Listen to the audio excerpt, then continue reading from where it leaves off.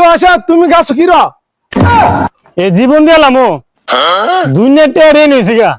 এলে গাছ উড়ছি জীবন দেওয়ার লাগিয়া তোমার কয়টা রেন তোমার যতটা রেন আমি দিয়ে দেবো তুমি নামে আইও 10 লাখ টাকা রেন